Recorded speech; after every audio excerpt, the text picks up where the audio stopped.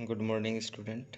आज next topic देखिए, special theory relativity से है। What is the meaning of mass energy equivalence, obtain and expressions of Einstein mass energy relations. तो इसमें बताया गया है क्वेश्चंस में कि मास एनर्जी इक्विवेलेंस आप क्या समझते हैं, और मास एनर्जी इक्विवेलेंस का जो एनर्जी फॉर्म होता है इक्वल टू mc², इसको ऑब्टेन करना है, एक्सप्रेशंस को ऑब्टेन करना मतलब ड्राइव करना है। तो देखिए समझाते हैं, समझिए। According to Sir Albert Einstein, the mass and energy are interchangeable. Mass energy relations में क्या बताया गया है कि मास और एनर्जी इंटरचेंजेबल है, मास को एनर्जी में और एनर्जी को मास में चेंज कर सकते हैं। That relations state a universal equivalence between mass and energy. It means that mass may appear as energy as mass, mass को एनर्जी में और एनर्जी को मास में कन्वर्ट कर सकते हैं according to sir Albert Einstein mass energy relations के अनुसार। तो देखिए अब इसका डेरिवेशंस क्या है। Force is defined as the rate of change of momentum. हम फोर्स को डिफाइन कर सकते हैं, rate of change of momentum is called force according to Newton second law of motions, F equal to dp by dt। तो यहाँ p जो है p momentum है, तो d by D T M V. देखिए p equal to M V होता है momentum. According to the theory of relativity both mass and velocity are variable. तो थ्योरी ऑफ रिलेटिविटी में क्या बताया गया है कि मास और वेलोसिटी वेरिएबल है। वेरिएबल मतलब चेंजेबल। मास और वेलोसिटी ये दोनों वेरिएबल है, चेंज हो सकता है। अगर हम वेलोसिटी बढ़ाएंगे तो उसमें मास में कुछ डिफ्लेक्शन आएगा, कुछ चेंज होगा। तो अब इसका जो रिलेशंस है F equal to M D V by D T plus V D M by D T. देखिए एम भी जो है इसको हम डिफ्रेंशिएट किए with respect to T, T के सापेक्ष एम और वी यू इंटू वी के फॉर्म में डिफ्रेंशिएट करते हैं। तो देखिए एम को रख लिए फर्स्ट, सेकंड का डेरिवेटिव तो D V by D T, फिर वी को रखे, सेकंड को रखे फर्स्ट का डेरिवेटिव तो D M by D T. Equations 2 मान लेते हैं। Let the force displace the body through a distance D X. अब मान लीजिए कुछ बॉडी है जो थोड़ा सा डिस्प्लेस हो रहा है डी एक्स। कितना डिस्प्लेस हो रहा है, एक डिस्प्लेस हो रहा है distance D X. Then the increase in the kinetic energy. जब किसी ऑब्जेक्ट पर हम फोर्स लगाएंगे, फोर्स अप्लाई करेंगे तो जरूरी है गति में आएगा, दैट मीन्स काइनेटिक एनर्जी उसमें प्रोड्यूस होगा। तो काइनेटिक एनर्जी को हम डी ई के लिए हैं of the body is equal to the work done F T X. तो जो काइनेटिक एनर्जी होगा वही मेरा वर्क डन होगा। मान लीजिए जो हम कुछ ऑब्जेक्ट पर फोर्स अप्लाई किए, देखिए मान लीजिए एक ऑब्जेक्ट है, कोई भी एक ऑब्जेक्ट है, ऑब्जेक्ट में हम क्या किए, ऑब्जेक्ट में हम फोर्स अप्लाई किए, इसमें फोर्स अप्लाई किए तो फोर्स अप्लाई किए, एक आयरन का बल है। अब ये डिस्प्लेस होके यहाँ तक आया, मान लीजिए इस पोजीशन पे आ गया, तो इसका जो डिस्प्लेसमेंट आया, डिस्प्लेस हुआ इसका डी एक्स। तो जब हम फोर्स लगाए तो कुछ तो हमको काम करना पड़ा, कुछ काम करना पड़ा, तो वो एफ जो है फोर्स, ये क्या होगा F into D X. F into D X क्या होगा, ये वार्डन होगा। कहें कि work done equal to actually F S होता है। तो एफ और एस मतलब डिस्प्लेसमेंट, मेरा डिस्प्लेसमेंट क्या है डी एक्स है, तो इसलिए डी एक्स। तो ये जो वार्डन मेरा आया, यही वार्डन क्या है एक्चुअली काइनेटिक एनर्जी में कन्वर्ट हुआ। तो ये जो था कि डी ई के equal to F D X, मतलब वो जो वार्डन है वही उसका काइनेटिक एनर्जी है। सॉरी,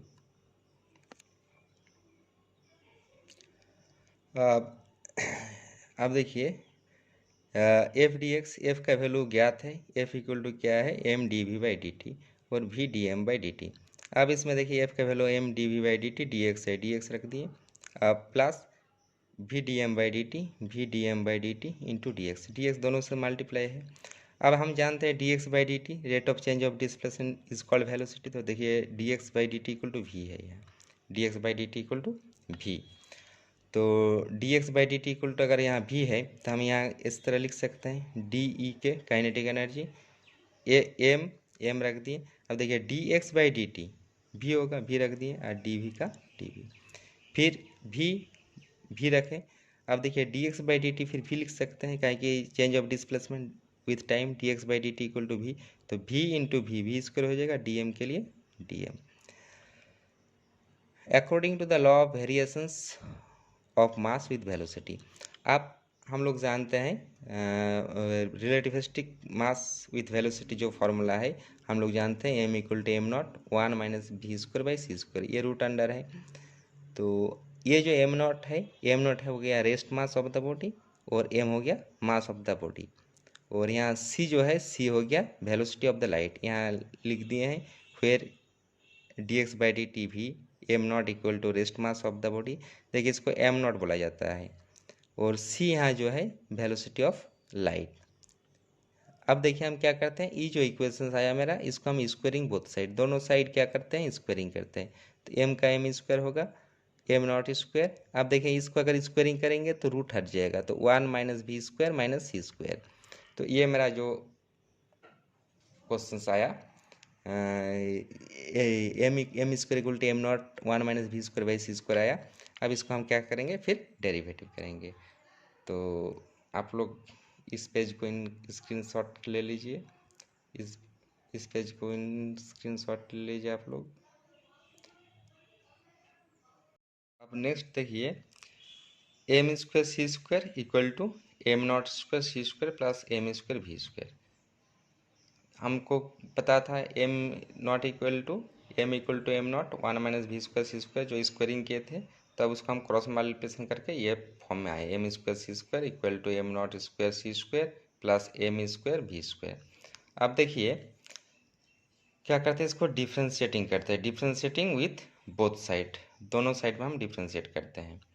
तो एम स्क्वायर सी स्क्वायर, तो देखिए सी स्क्वायर मेरा कांस्टेंट है, स्पीड ऑफ लाइट है सी, तो ये सी स्क्वायर को सी स्क्वायर बाहर रख दिए, और एम जो है एम को हम डिफ्रेंशिएट करेंगे तो 2m हो जाएगा, और एम के लिए डी एम, इसलिए C square 2m D M equal to, देखिए आप M not square plus M not square C square plus M square V square.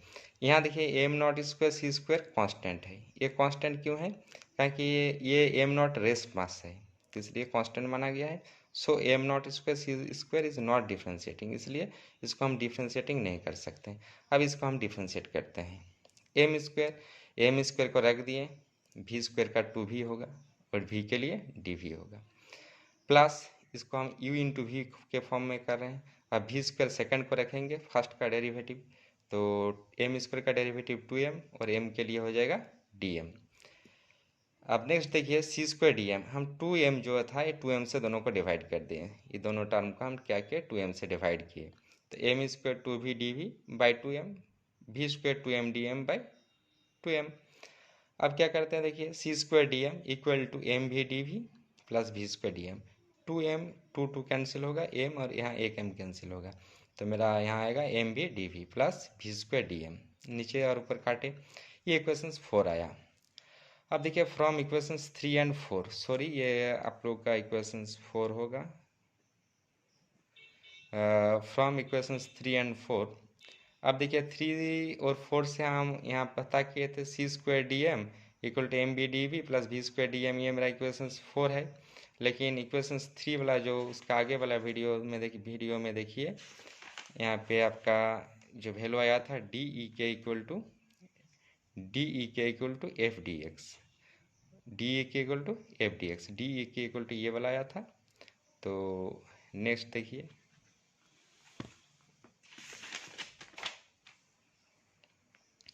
तो अब इक्वेशन 3 4 से हमको डी ई के equal to C square D M.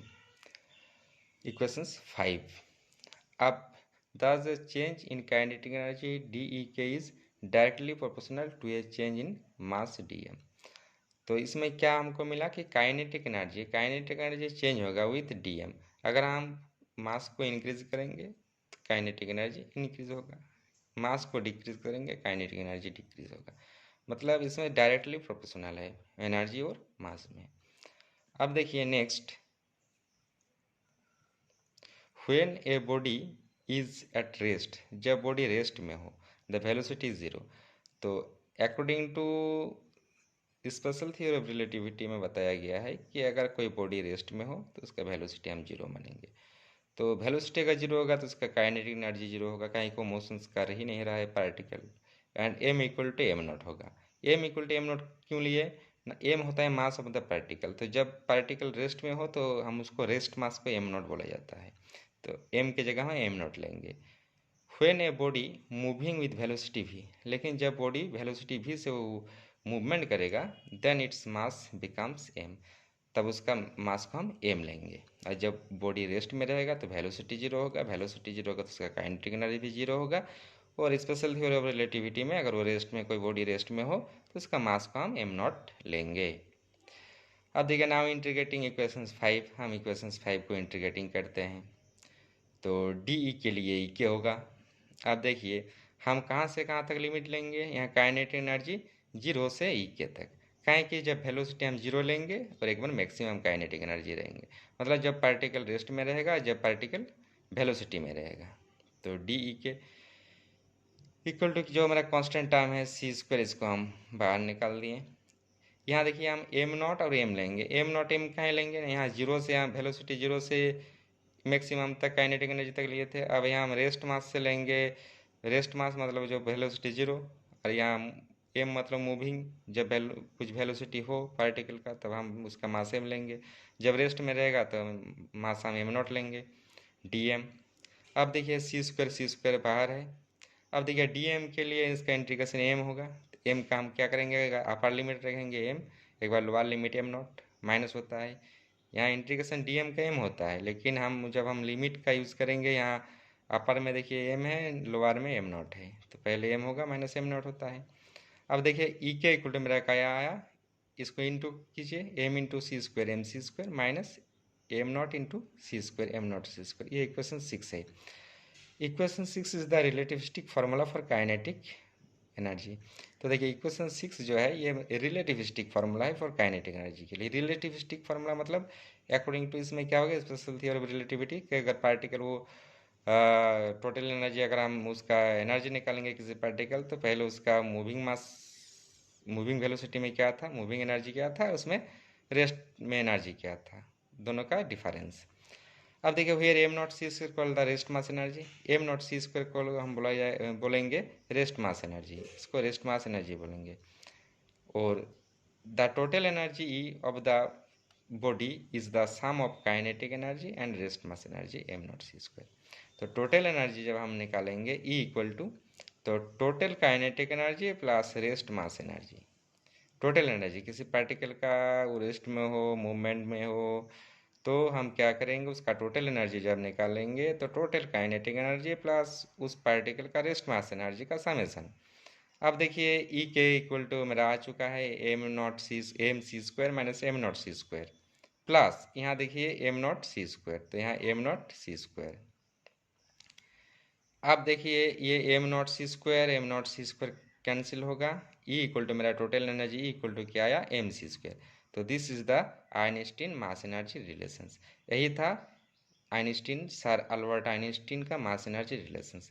तो देखिए मास को हम इसमें जो स्टेटमेंट में कहा गया है, उसका मीनिंग में कहा गया है कि mass appear as energy, energy appear as mass. मान लीजिए, देख लीजिए, जैसे हमको सन से जो ऊर्जा मिलता है, सन से जो हीट, ये मान लीजिए सन है, तो सन से जो हमको हीट एनर्जी, हीट और लाइट मिलता है, हीट लाइट मिलता है।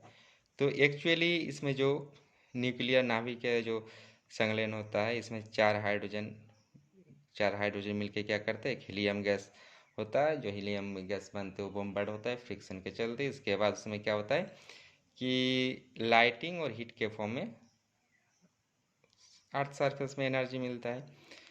तो जो हीलियम गैस या हाइड्रोजन गैस है उसका भी तो कुछ मास है, तो मास जब धीरे धीरे क्या होता है, फ्रिक्शन होके या किसी रिएक्शन होके जलता है, तो हमें हीट और लाइट के फॉर्म में मिलता है। तो वो मास धीरे धीरे क्या हो रहा है, डिके हो रहा है, क्षय हो रहा है। तो वो जो मास था, वो मास हमको एनर्जी के फॉर्म में मिलता है। तो सन से जो एनर्जी मिलता है equal to M C square, जो एनर्जी होता है mass of the helium gas into speed of light. तो E equal to M C square जो होता है, एनर्जी को हम मास में और मास को एनर्जी में कन्वर्ट कर सकते हैं। ऐसे ढेर सारे एग्जाम्पल है। ठीक है, thank you for watching my video.